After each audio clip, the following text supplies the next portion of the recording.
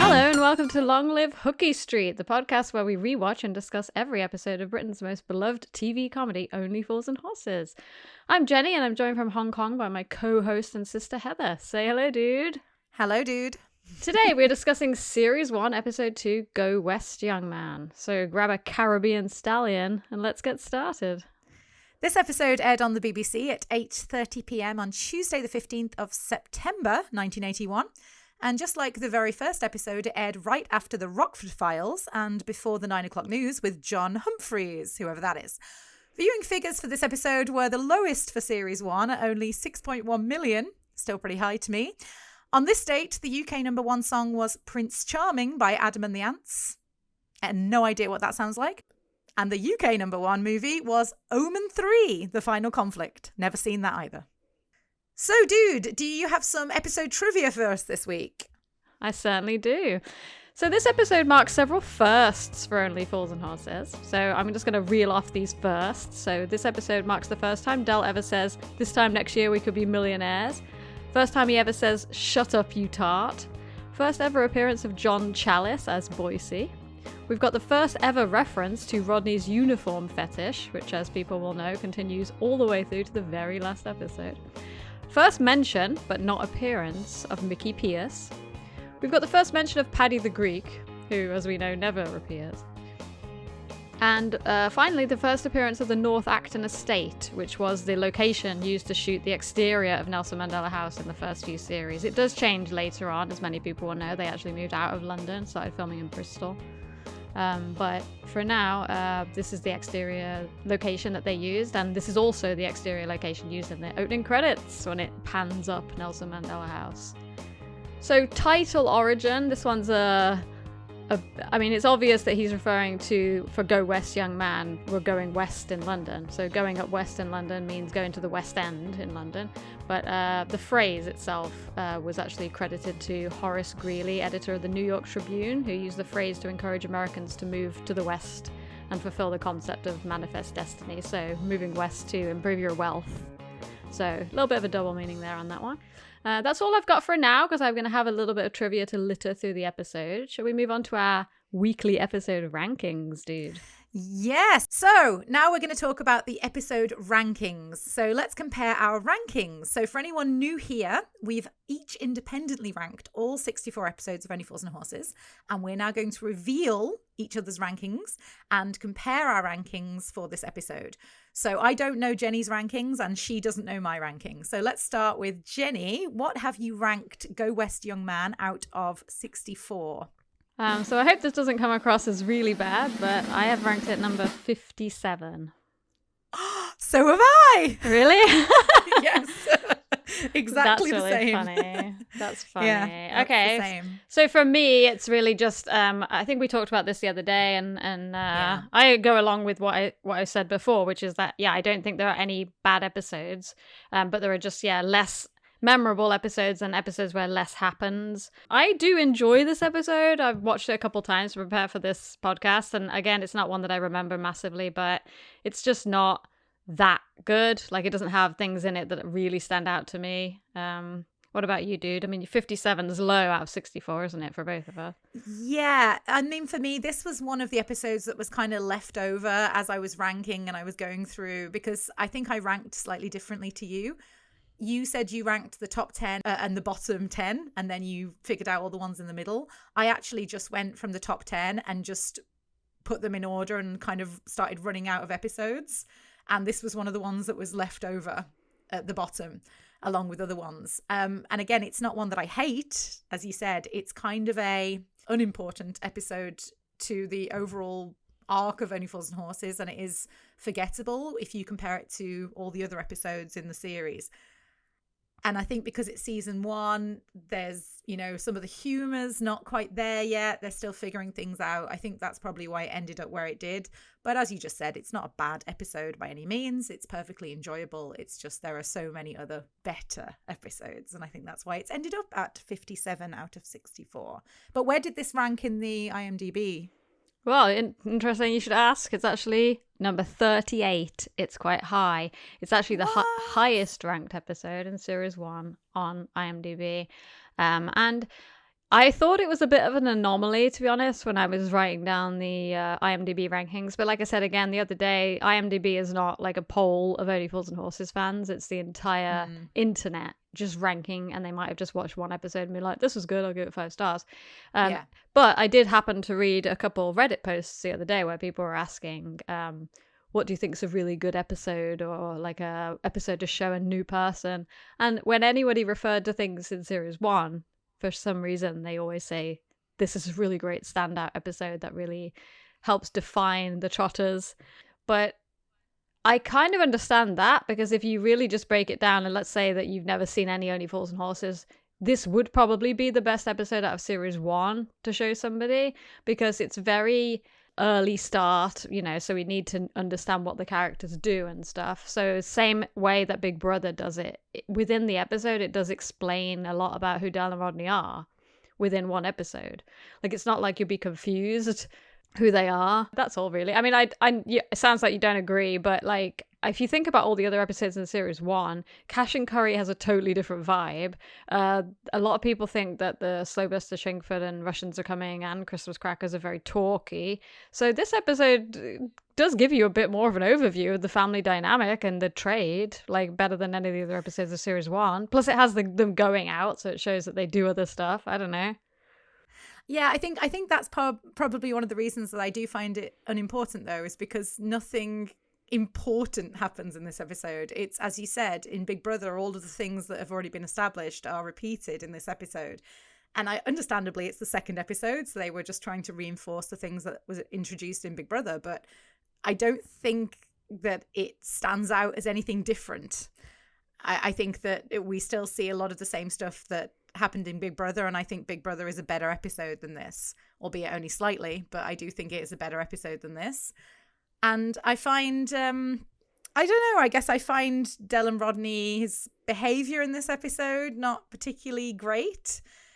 I think what Del does in this episode isn't that nice, maybe, as well, with the car. I mean, he actually could have killed somebody, which again is not a particularly nice way to show Del in the early days, because I feel like a lot of the stunts he pulls throughout the series are not as dangerous as the one that he does in this.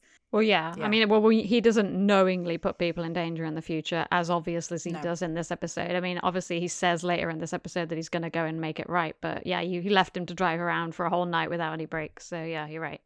And nearly got himself killed, spoilers, at the end of the episode through the guy's brakes failing. Okay, well, yeah, I think that's everything then for the rankings. So, do you want to talk about the episode breakdown now? Yeah, let's get into the episode before we go on too long prior. Okay, so we're just going to go through step by step, scene by scene, the episode, discuss a few of our thoughts and observations. So let's get into it.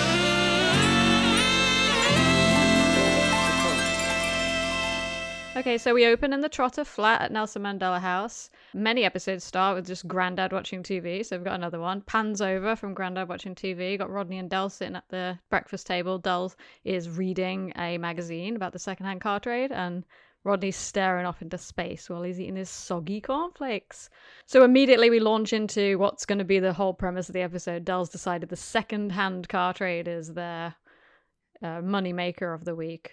Rodney's not listening. He's just staring off into space, and he starts talking about a dream he had instead. But Del starts walking around the flat and talks about why the secondhand car trade is going to be such a great little earner for them. And he talks about things that were actually current at the time, such as union strikes and stuff like that. So got a little bit of setup there. But we get quite quickly into the problem with Rodney. He's upset about a girl. Which I guess I could have added. I could have added this to the firsts for the week, to be honest, because this is something that is another running theme for Rodney. I mean, he gets upset about girls a lot throughout, and even after he's married. It's one of his main reasons for moping, wouldn't you say, dude? Yes, I'd say almost to the point of it being annoying in later on seasons and episodes, but I will get to that when we discuss them. But yes, I think that it's again the introduction of the derogatory terminology that they often use about women, but again very appropriate to the situation. I'm sure, you know, men living together in a flat talking like this, they always refer to women as fat or dogs or things like that. The girl with fat thighs, she comes up as quite often. And that's like a reason why he shouldn't be with her. Then it was quite common. And again, it established the characters very well. We know who they are as guys living together. No women in sight. You know, they've been brought up that way. It makes a lot of sense for the situation. It's very true to the characters. Yeah, I mean, I was going to say that, like, even though nowadays people, like BBC and stuff doesn't put as much stuff on TV like this, where women are just spoke about like this, it doesn't mean it doesn't happen every single day, all the time, in every conversation outside of the media. So yes, you can get upset about it, or you can realize that this is how men speak about women and get used to it. Like, that's never going to change. I see it, hear it all the time, every day. You're just summed up by your appearance. And yes, like, just shrug it off. Yeah, some little fat bird dumped you. Who cares? Like, well, but yeah. I mean, I think I've told you before, Jen, in Hong Kong, it's very normal for people to comment on each other's weight as part of the culture. It's not a big problem here. You know, you put on the slightest bit of weight and it'll be like, oh, hello, I haven't seen you in a few weeks. You've gotten very fat, haven't you? Yeah. It's quite common, you know, here. So, I mean, I've lived in Hong Kong for 16 years and I've gotten used to that, everyone commenting on your weights. But yes, I think when you hear men do it, when it's meant to be a conversation that's in private, obviously we're sort of meant to be a fly on the wall when we watch sitcoms like this. It's interesting to hear it's so brutally said. You hear it in life, but you know you're never meant to hear it. It's always overheard unless people really say it to your face, which would be very harsh. But yeah, yes. And just to go off the back of what you just said, totally, Del and Rodney are both pretty terrible with women, and also when they're actually in person chatting the girls up, like you can see later, they might say all these things behind their back, but they are like basically, you know, they're fools when they're around women. They're like at their mercy, especially Rodney. He can barely speak when he's around women.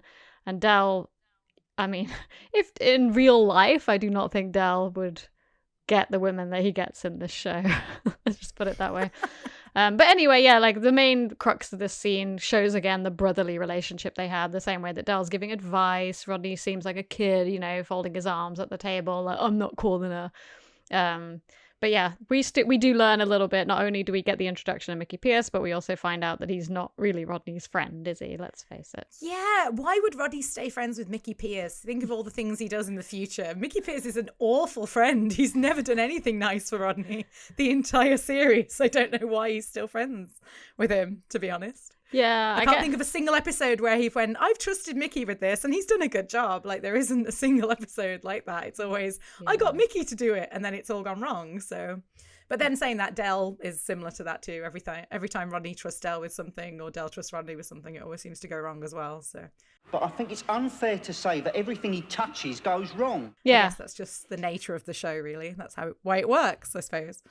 Yeah, and all the friendships are like that as well, aren't they? Like Boise is like that too. Like none of them are necessarily very good friends to each other a lot of the time. They do. The best friend seems to be Trigger. Yeah, I was going to say Trigger. Trigger's the nicest of all of them, I think. I feel like Trigger does a lot of really stupid things, but if you look at him for the most part, maybe not in the first series, but later, everything he does is with the best of intentions. He is trying to help. He's trying to be sincere. He doesn't scam people like. Apart from the first series, probably a little bit, but not Del. No. I mean, I think of season 2, I'm jumping ahead a bit, when he gives him his car to bet in the poker game. I can't imagine ever doing that, even for you, dude. I wouldn't do that. No. Not that I've got a car to bet, but even so, I wouldn't do it for you. I mean, I would give you my car for another reason, but not to win a poker game. Not for a bet, yeah. And also, you can't drive, so what's the point? Yeah, so what's the point? Yeah. But anyway, speaking of driving, nothing else really significant happens here. So yeah, Rodney gets wound up by Del. You see the scene ends on Del laughing about winding Rodney up, so he's not taking it that seriously. So then we cut to the secondhand car site, and that is where we're going to see Boise for the first time. I mean, what was your first impression? Yeah, he's quite different here, isn't he, compared to the rest of the season? He's almost respectable in a way in this scene, to the point where he looks like a legitimate businessman who, I mean, yes, he's cheating on his wife, which is established very quickly, but at the same time, he seems like, you know, someone who's in a much better place than Del, much more well off. I mean, in a lot of ways, I wouldn't think of them being friends. You know, like, why would Boise be friends with someone like Del? It doesn't really make a lot of sense to me unless they have like a long history. And again, Boise did in theory go to school with Del. We find out later, but I don't get the feeling that that's the case here, because he calls him the secondhand car dealer from Lewisham, right? Almost like he's someone he met in later life. So again, maybe that wasn't established at this point. Well, yeah, it's difficult to say because he does call him my old mate, but a lot of people call each other that here. I think you do get the vibe that they're friends because there's a little bit of jokey back and forth, and then Boise trusts him with the E-type Jag. So again, it's not completely implausible that they're old school friends after you watch this scene, but you definitely don't know that for sure. It's not like a complete takeaway that you would definitely be sure of. Boise is obviously a little bit different. His voice is a little different, the way he speaks. He does refer to the affair and his wife and a bit on the side, but he doesn't say Marlene's name at this point, so we still don't know of Marlene. And of course, the scene ends with Del manipulating him out of 25 quid, which is true to form, and that continues throughout the entire series, so that's quite a nice touch. Yeah, definitely. It's so funny. 25 quid for a car. But yeah, we are talking about the 80s. Exactly. You can't even get a pizza for 25 quid now. I know. That's so true. But yeah, that's pretty much it. So we've established what's going on in the story. Del's managed to acquire a secondhand car that he can flip. And he's also managed to, well, we don't know why at this point, but he's storing Boise's E-type Jag just to get the good deal, I guess, at this point. We don't know. And again, I do have to point this out. Boise has said many times later on how he wouldn't, you know, leave his car in their estate, how he wouldn't let him walk on the estate with 50 grand, but he wants him to store his E-type Jag there. So yeah, a bit of a continuity issue there as well. Yeah, I mean, another continuity issue for later would be the fact that Del's garage is empty when he puts the E-type Jag in it. Where's all the stuff that they have? Where's the watch? The lesser watch. Yeah, but that garage like changes a lot over the time. So I mean, you could also sort of believe that they have more than one garage, because that garage, you can see the E-type Jag is taking up the whole thing. I think a couple of people have referred to the garage and It's Only Rock and Roll, which is like a completely different garage. Yes, completely different one. Yeah, true. So we can give them time we ever see that one. But we know this whole episode was filmed on the North Acton estate, so I guess they just had one garage or whatever there. So speaking of the estate, the next scene is cuts to Rodney driving around the corner in the new car, right? Okay, so we cut to the garage block. I said garage. America, sorry. The garage block. And then, yeah, so Del's standing in front of the open garage looking at the E-type Jag, and then we hear the revving of the engine, and Rodney comes firing around the corner. So, yeah, interesting little bit of trivia on this. So Nicholas Lyndhurst had not passed his driving test at this point. So producer Ray Butt was a little bit concerned because he couldn't have Nicholas Lyndhurst drive on the regular road, but it wasn't a problem because he's off the main streets. He told him that he didn't actually have to drive too fast because they were going to speed up the footage. But they were really impressed with the way that Nick Lyndhurst did this scene, the way he fires around the corner. They did actually have like smoke canisters in the wheels, so that's not generated from the driving. But David Jason recalls, Nick came around the corner like a bleeding bat out of hell and stopped within a couple of inches of me. Which I think is quite fun. Yeah. I mean, I didn't know that he hadn't passed his driving test, but that makes sense because he looks terrified while he's driving that car in the scene. But he's a good actor. I mean, obviously, most kids in the UK do know how to drive, but at least guys do. I knew all the boys at school knew how to drive before they passed their test. I didn't, because I was I said I still don't know how to drive. I'm 38 and I don't know how to drive. Yeah, but it's out of necessity. Yeah, totally. You don't live in a country where you need to drive. So, and no, true. I didn't actually pass my test until I was 21. So I let 4 years go by. Anyway, so yeah, Del comments on the brakes of being a bit spongy. So yeah, then we've got Rodney looks up at him and says, "What bloody brakes? I nearly killed myself, Del. It's a death trap." What do you expect for 25 quid? That little interaction, then we cut to the car being on sale for $199, so we see, you know, the markup. But yeah, I mean, we've already established now that the car's not safe. It is funny because, like, so Rodney's sitting in the car drinking, I wrote a cup of tea, but I guess. Coffee. He says coffee. The Aussie says to coffee. him. I'm calling it a cup of tea because why would Rodney be drinking coffee? He's English. I mean, yeah. So, yeah, then the car starts bouncing up and down and the tea gets spilled. So we've got another tea joke there, like in the first one. So, yeah, but the Aussie, interestingly enough, played by Nick Stringer, who does also play Jumbo Mills in the later episodes. This, obviously, that wasn't planned at the time. Jumbo Mills wasn't somebody that John Sullivan had written. And, yeah, they did tell him later, don't worry that you were in an earlier episode. Nobody will remember that.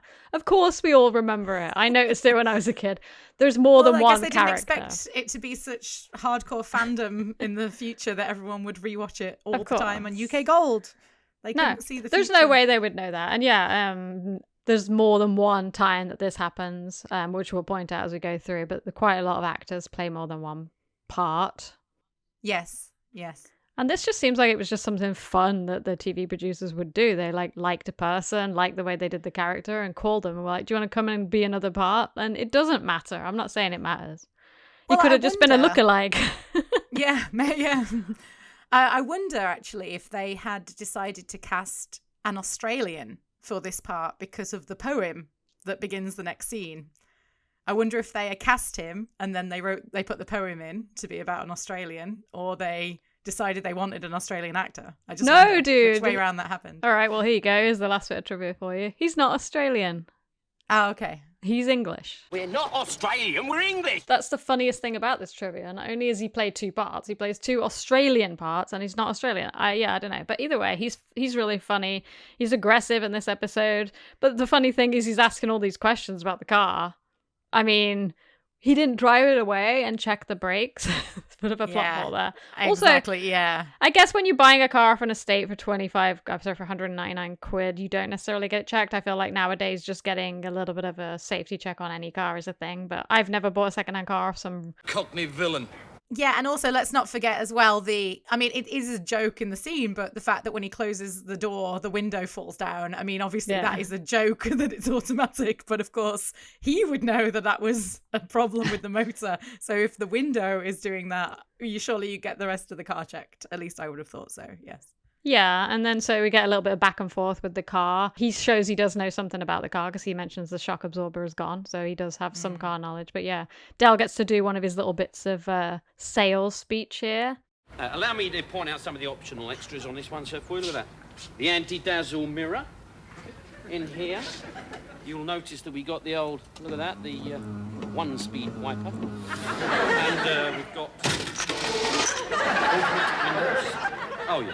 Perfect example of the sporting tourer. I would blame this guy a little bit for this purchase. I know we're going to say later that the Trotters shouldn't have done it, or at least Del is responsible, really. But Rodney's fully aware that they sold the car with bad brakes. Yep. Not true. excusing Rodney let it happen. But, yeah, Rodney let it happen too, even though he gives Del the guilt trip for it. He does let it happen. He doesn't say, no, I can't let you buy this car, the brakes are bad, Yeah, exactly. So I mean, they're both bad, but also the Aussie should have known better. So we cut back to Nelson Mandela House, got Grandad watching TV again.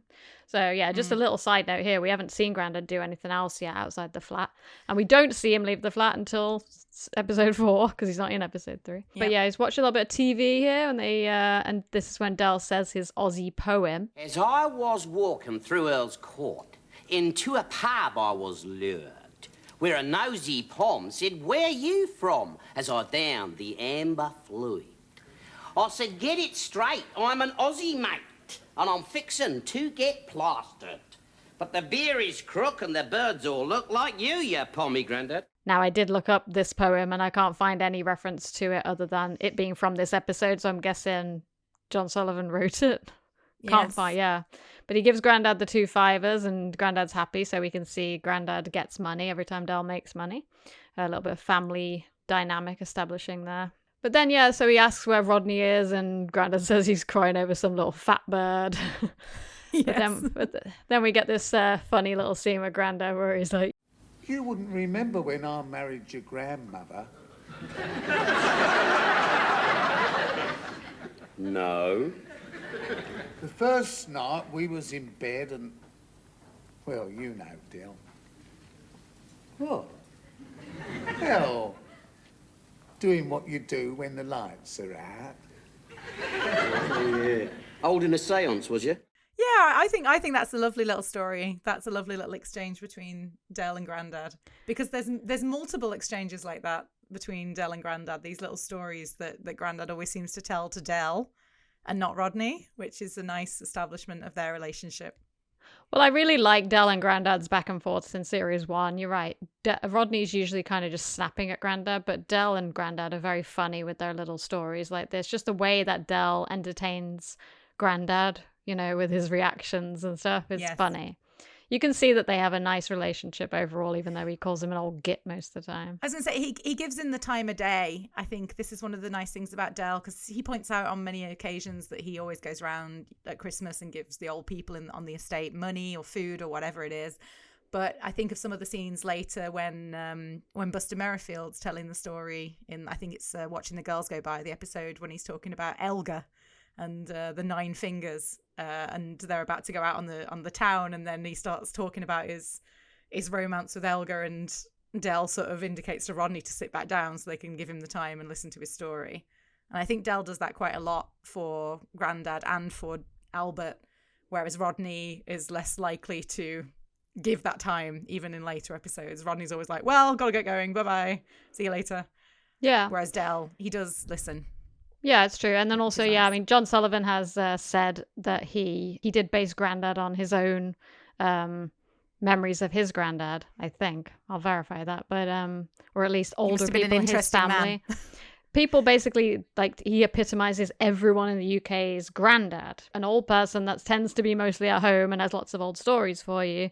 Now, when I was a kid, I was obviously a lot less inclined to listen to Albert's stories and stuff. It just seemed like something that was filler, but I think it is very funny when you do listen. I think maybe for kids it's a little bit harder to get engaged. Leonard Pierce and the Grandad character did not have as much of those as later when Albert comes along, because they do base a lot of jokes around Albert's during the war stories. Grandad has a lot more of these like shorter interactions where he talks about the past. He delivers these lines really well. No, I completely agree with you. Yeah, I think it is something that I guess you appreciate more when you're older and you watch it, because I grew up with Only Fools and Horses, and you're right, there's quite a lot of the dialogue that I appreciate a lot more now, whereas when I was a kid, obviously it was all the funny physical stuff that I tended to laugh at more, mainly because I didn't understand a lot of the jokes. Probably when I was younger I didn't get some of the wordplay, but now as an adult watching it back, I definitely appreciate those things a lot more. Yeah, and you've always got a blend of the two. So here's some physical comedy. You've got Rodney in his praying mantis suit that Del refers to him as looking like a praying mantis. He wears this suit loads of times in the first few series of the show. So yeah, Rodney comes in, he's all fired up. Where you going? Fancy dress party? No, I'm going to do what Monica was doing last night. Ah, going dancing with Mickey Pierce, are you? So this is when he's like, again, referral back to episode 1 where he's all full of front and lying. I'm going to go and paint the town red. We can kind of see the fidgety body language, the bullshit kind of coming out of Rodney. Nick Linder said he based his body language on I think a friend's brother that he knew at this time, where the guy's always kind of awkward, doesn't know where to put his hands, like fidgeting kind of. That's the body language we get a lot in first few series. I mean, I do think Rodney grows up significantly in front of us throughout the duration of the entire show, but in the first few series, like I referred to in the first episode, he's very childlike, and you see a lot of this sort of fidgety, awkward kind of behavior from him. I think he actually is almost trying to not impersonate, but be like Del a lot of the time. We see those sorts of mannerisms, or when he becomes bolshy and confident, he's almost trying to act like Del a little bit. I'm just trying to think an example of when I think it's a losing streak in season 2 when Del's doing the nice and cool, and he's like moving his shirt sleeves, and Rodney stands next to him and starts mimicking him. And I think that Rodney does look up to Del a lot, and he sees him being so confident and always knowing what to say, and always, being able to talk to anyone with ease. And I think that Rodney really wants to be like that. And part of that is that front, that bullshit, as you say, that Del does so well. And I think Rodney's trying to always become that guy as well. But he just doesn't do it very well, obviously, which is not Nick Lyndhurst. I mean, Rodney doesn't do it well. Yeah, and then he has always got this internal struggle between the morals of what's been done, because this is what you see in this scene. That the money from the Cortina? That death trap you sold to Skippy? Yes, look, there was nothing wrong with that motor. Nothing wrong. The oil light stayed on, the steering didn't always go the way you wanted it to, and the brakes didn't work. A few minor faults. Anyway, the oil light didn't stay on. I fixed it.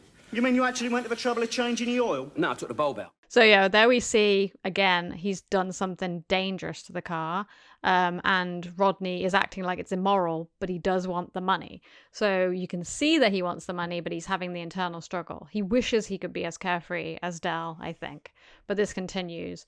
Rodney says, "Oi, half that's money's mine." And then he says he's going to go up west. He starts walking to the door, and this is when we get this quite funny exchange where he's trying to convince Del to come with him in a subtle but not subtle way. Again, Del's looking away. He knows, like you can see just from his body language and his looks at Grandad, he knows Rodney's trying to get him to come with him. But he lies and says he's got a whole bunch of friends that he's meeting up with. Again, I mean, yeah, and Del adds to the list, which obviously Rodney just goes, yeah. I mean, yeah, I was wondering if you think this, because when I was watching this episode again, I was wondering if Rodney's invitation or the attempt to get Del to come with him was actually because he wanted the money, because he realized that he was going at West and he turned down the money. He didn't have any money and Del had this huge stack of money. Now, there could be that. It could also be because he wanted Del to drive the Jag. And it could be because he wanted company, or it could be all three. But when I was watching it back, I just thought, actually, yeah, because that happens almost immediately after Rodney turns the money down and he's sort of looking at Del's stack of money. And then he's like, yeah, do you want to, like, I'm going to go at West. Are you going to come? Or something along those lines. I can't remember the exact words. But yeah, that trying to convince Del to come, I wonder if what was the purpose for that? I don't know, because yeah, Rodney doesn't have any money, but we see later he doesn't have any friends and he didn't want to go in the van. So he was probably never going unless Del came with him. This is probably just a whole way of getting Del to come. But yeah, when he says pay your own way, Del's like, yeah, I've got the money, but does Rodney have any money? Because Del pays for the drinks. So at least exactly. In the only time we see money change hands, he pays for the drinks. But yeah, I think maybe he had that idea when he got dressed and he was like, oh, we can go in the Jag. Like, that'll be fun. So yeah, he ends up doing the little exchange where he's like, What do you mean no one will see us arrive? I want people to see me arrive, don't I, eh? In a three-wheel van? Still got no choice, have we? Yes, you have. Yes, you have. We can take Boise's E-Type Jaguar. The Jag? Are you sure, Del? What upon your shoulders be it, son? Let's go. so why didn't he just grab him and be like, you conning little git? I don't know. Or why didn't you just go, I'm not going? Yeah, exactly. You've just conned me. I'm not doing it now. You can forget it. But yeah, we don't normally get resolution to these things. So of course, we cut to nightclub. So this is the first nightclub. Very quiet, dark, intimate. I guess we learn pretty quickly that it's only 7:30, which makes sense. Yes. The description in the script just says it's virtually empty, except for two girls seated at the bar with their backs turned to them. Del starts asking, is it always like this? And Rodney admits that he's never actually been there before. So you can already see from this first exchange that they're not having a good time. Not much action for a nightclub, is it? No. Probably something to do with the fact that it's only 7:30. The last time I come out with you, Rodney. Is that a promise, you moaning git? So then we get Del call over the waiter in bad French. The waiter is effeminate, it says here in the script. I thought this role was for Kenneth Williams. That's all I could think. Yes, Kenneth Williams would have done this almost too well. Perfect. I really love the way that he Del orders a Caribbean stallion and the waiter's like, what is it? I just really love the way he says that. I will say, for the most part, Only Fools and Horses has very good one-off characters. They do tend to hire pretty funny actors for sort of these one-off scenes that they are in. I'm just thinking, like, the restaurant owner in the next episode is very funny. Yeah, it's hit and miss, though. I think we'll come to some that I think are ridiculous. I'm like, why did you hire this person? But it almost seems like if you read the books about how some of the episodes are filmed and a lot of the last minute decisions, and I think this is probably a lot of the shows in the 80s and 90s, things were sometimes left till the last minute. And I wouldn't be surprised if they don't pull people out the crew sometimes. They're like, we need someone to be extra in the scene. Like, can you just run in and act shocked? Like, yeah. But yeah, clearly this guy's got some experience, so he does this funny exchange with the drink. So Del orders a Caribbean stallion and does a massive description of what goes in it. What you want is, you want a shot of tequila and a shot of coconut rum and one of creme de menthe. Then you want just a smidgen of Campari, with the merest suggestion of Angostura bitters. All right?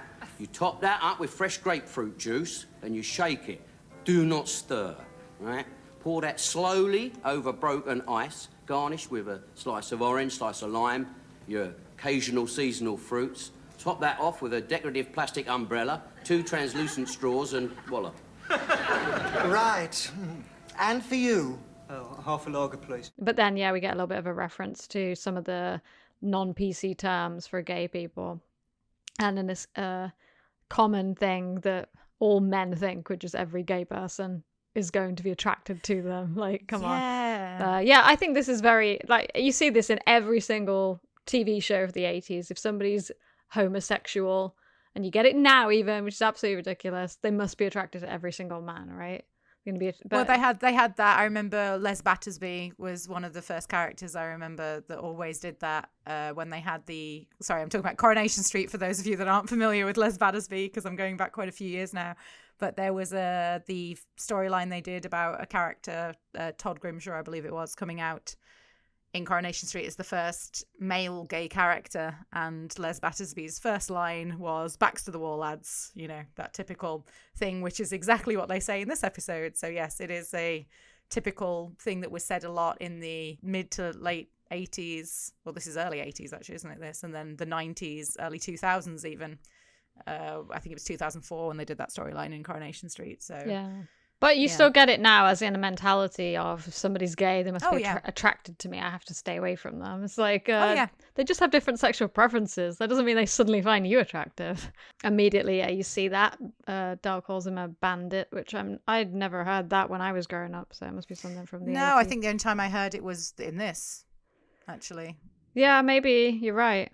They say it several times throughout the duration of the entire show. So then we get the introduction to Rodney's uniform fetish, which again, a bit of fetish shaming here. Like nowadays, you don't really. It's not a problem to talk about stuff like this.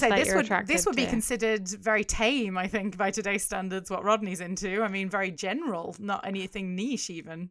He likes uniforms. That's very common. Yeah, but nowadays it's pretty fine to talk about like what you find arousing and what your fetishes are with friends and stuff. It's totally normal. But Del calls him a pervo, and it's immoral. So yeah, a bit weird. But I guess that is again product of its time. As a child watching this stuff, that is my takeaway. Unfortunately, when I was a kid, I was like, oh yeah, that stuff scares me. Because he's talking about it like it's illegal and it's immoral. And I was like, I didn't know any better as a child. So I'm like, okay, yeah, you're right. That's weird. Although I will say the way that Rodney goes about introducing his fetish to this girl is quite weird. Yeah. Saying he was going to buy her a present and sort of gradually. And I love the end of that joke when he says, "You were lucky she gave you the elbow when she did. Those panda cars cost a bomb, you know." I think that's quite a funny way to talk about it. Uniforms is nothing nowadays, so there you go. We just need to mention that he says that he's going to go and talk to the Aussie tomorrow. He'll pop over and see him and pay him to have the brakes repaired. So you see remorse. Del says, "I don't mean the geezer no harm." So they're trying to make sure that we as the audience know that Del is not evil. But yeah, it's too late. A little bit, yeah. Yes, a little bit too late. So he brings over the Caribbean stallion for Mandingo. £7 for the drinks, which is nothing now, but yeah. Oh my God, £7 for 2 drinks. Amazing price. I should have done compared to today. Should have done the conversion for 1981. I bet it's really expensive because Del has a little meltdown. But then, yeah, Rodney nods to the girls at the bar as if they were suddenly there, which they're there the whole time. Del goes over. You see Rodney makes Del go because, again, he doesn't know what he's doing. He had no idea with women. He's using Del's confidence and to go and get the girls. But yeah, then Del comes back over and says, "Drink up, we're leaving." Something he says a lot throughout the series. And then, yeah, he says, "Okay, drink up, we're leaving." You are great, you are. You're the last miracle left of this earth. Shut up and drink up, will you? Yeah. And a couple of ravers. And a couple of geezers. And they turn around, and again, we've got the impression that they are into Del and Rodney just instantly before they've even seen them or met them or talked to them. They're both giving them the eye, and Rodney and Del scurry out with their backs to the wall. So they follow the that premise. Yes, that... it's a very stereotypical scene, I guess. Yeah.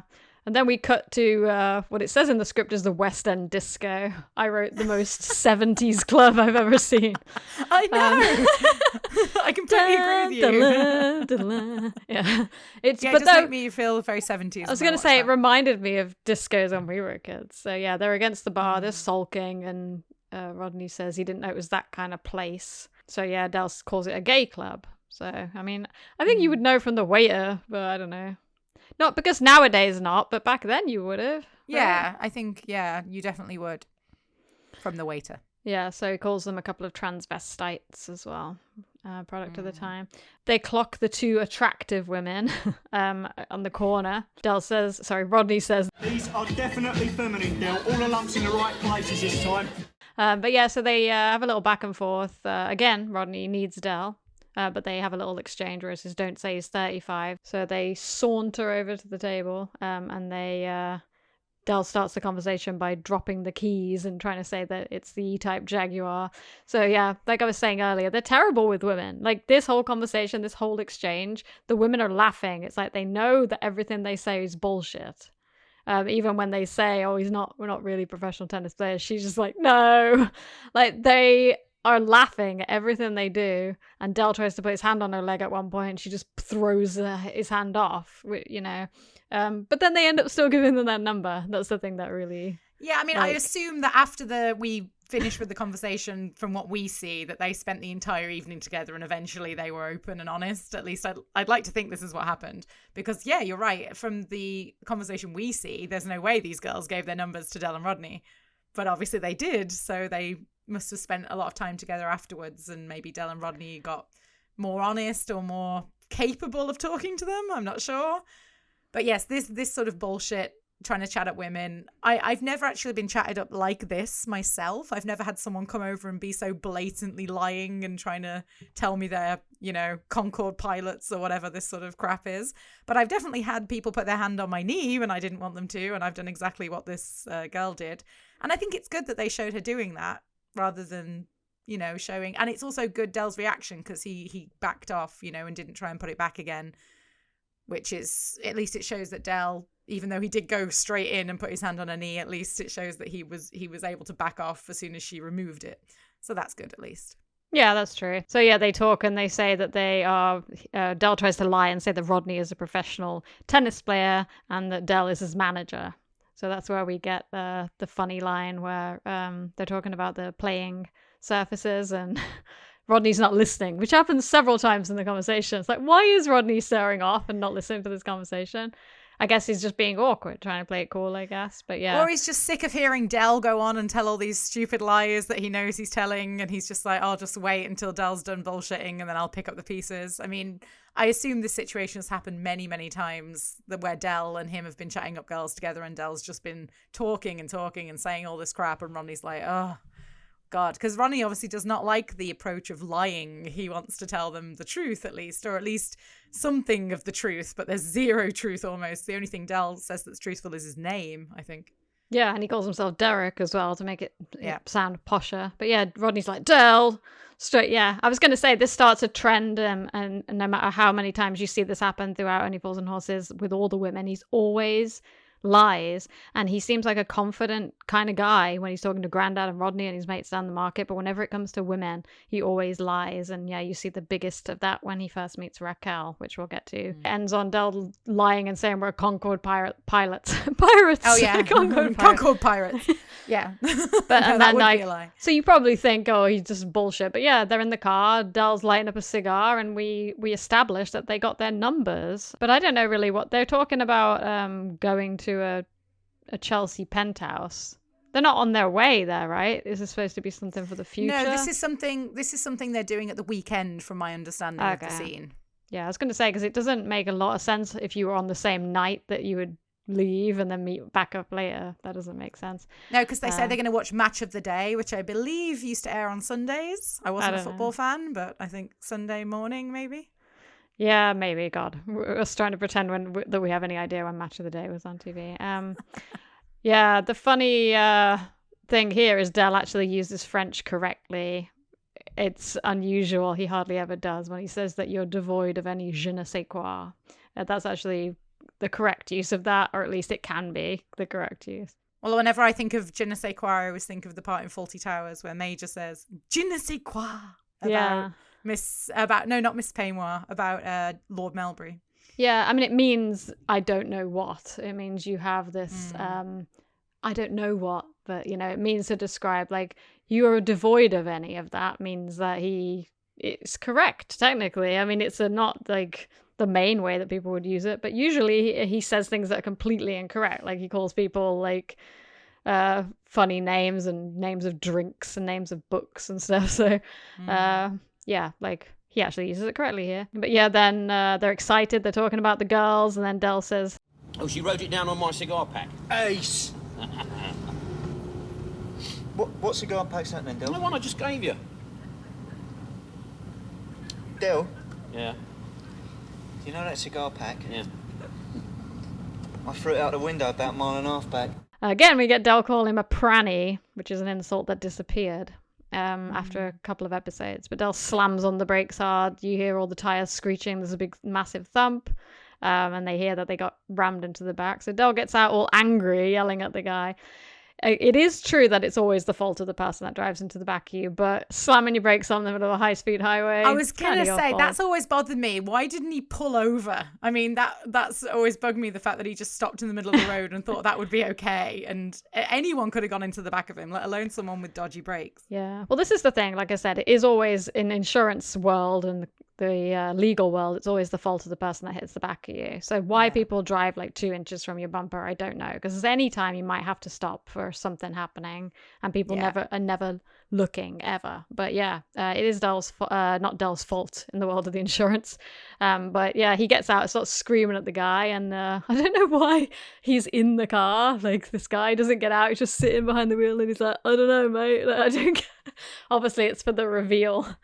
But I do think it's a bit late. It's a bit late when they reveal this as well. I mean, Del would have seen the car, surely, straight away. He would have known that it was the car he sold to this guy, even before the guy... And the second the guy went, "Sorry, mate," in that, like, Australian accent, then he would have got it straight away, surely. But yes, obviously the reveal was important. Yeah, so we got the reveal, and then Rodney and Del realise it's the Aussie man, which is what he's credited in the credits. And he jumps out the car, and... he realizes it's Del and Rodney straight away, and he starts running after them. Yeah. And that's it. That's the end of the episode. And they run, and it says in the script here, Del and Rodney turn and run up the road with the Aussie in hot pursuit. It doesn't end on a conclusion. A few people have mentioned in forums and stuff that I've read that they don't like the fact that we never find out if Boise got angry about the E-Type Jag, like how it was resolved. I mean, this just begins a trend of this non-resolution ending, which we talked about in our intro episode. It's very common for episodes not to resolve, and they never get mentioned again. And Boise doesn't throw this in Del's face hundreds of times over the years. Look what you did to my E-Type Jag. I mean, Boise owns a second-hand car shop, so I think he can fix a little bumper. Also, Boise can't really do that, because this is one of the things with their relationship. They always seem to have a bit of a stalemate, don't they? Well, I won't tell Marlon about that little bird in Sheffield. I mean, if he'd had a go about the E-Type Jag, Del could have just told Marlene about the E-Type Jag and who it was for. So there does seem to be a bit of a stalemate always between Boise and Del, that they always seem to have a bit of dirt on each other, so they can't ever really get too mad at each other to the point where they actually do any sort of damage. That's the thing. I mean, and also we're talking about episode 2 where Boise is in it, but we didn't even know if Boise was ever going to be brought back. So It's not like John Sullivan was thinking, oh shit, what about all the future with Boise? This is just, these episodes are written to be like, I mean, you see John Sullivan wrote a lot of sketch comedy. Sketches don't have conclusions either. Sketches don't have like future references. So yeah, he's writing it almost like, oh, this happened, and then, in a couple of months' time, we won't think about it. Although if you use the calendar and the flat, it's the same month for ages. Original airing, we've got the old music, not the Hooky Street song. So yeah, we should mention that we're watching all of the unedited original airings now for our prep. I do know all the old ones pretty well too, so I know what's cut in, cut out, what lines are included and stuff. But I was going to say, sorry, I've actually found myself watching these episodes and hearing lines I've never heard before. Yeah, in some of the episodes. which is really interesting because I thought I knew all the lines from Only Fools and Horses. Well, but like I mentioned before, though, series 1 through 3 or 4, maybe, we only had the VHS and we didn't have them recorded off TV. We had all the series 5, 6, 7 and the specials all recorded off TV when we were kids, so they would have been the original BBC airings, but we didn't have series 1 especially. We only had the VHS. So there are going to be scenes and lines cut that we might not have had before, so it's quite interesting. It's really funny watching it with the other intro and outro music. It's just it's strange, weird, but it's so catchy as well. It gives a totally different vibe. Like, it's weird. Agreed. But yeah, that wraps up my episode breakdown. So should we move on to our awards for this week, dude? And guess what? He's only one. Okay, so we have 3 awards for this week, as we always have 3 awards for each episode. So the first award we're going to talk about is Plonker of the Episode. Plonker. So we have both chosen a plonker, and then we are going to discuss and see if we can agree who the plonker should be. So, Jenny, would you like to tell us who you have chosen for your plonker of the week for Go West Young Man? My plonker is Dal, because he sold the car with the bad brakes. So this one seems obvious to me. I know Rodney did a couple of goofy things, but I'm blaming Dal for this whole thing. Okay, well, I've got a very different one. I don't think we'll be able to agree on this. So my plonker is Mickey Pierce. Oh, he's not even in a bad it. friend. I know, but he's mentioned. Like, so everything about Mickey Pierce in this episode, Rodney's friend doing the dirty on him, I'm like, he's such an ass. And then he is always like that throughout the whole series. So yes, I chose Mickey Pierce for the plonker of this episode. But you know what? Since Mickey Pierce isn't in the episode, I'll go with yours. We'll go with Del as plonker of the week. Und plonker, yeah? So now we have the best moment of the episode, and Jenny and I have already discussed this and agreed that the best moment is when Rodney is test driving the car through the estate. Due to the trivia that Jenny said earlier, I think it's even more deserving of this award now because Nick Lyndhurst didn't even know how to drive. So I think it's a very funny moment. It's very dramatic. Obviously, Del being knocked against the garage door. I think all of this is very funny. So yes, this will be the best moment of the episode. And then finally, we have the best line of the episode, which is... What do you prefer, Rodney? What do you prefer, AstroTurf or grass? Oh, I don't know. I never smoked AstroTurf. So that concludes the awards for Go West Young Man. Okay, and that about wraps it up for this week. So join us next week when we will be discussing Series 1, Episode 3, Cash and Curry. Until then.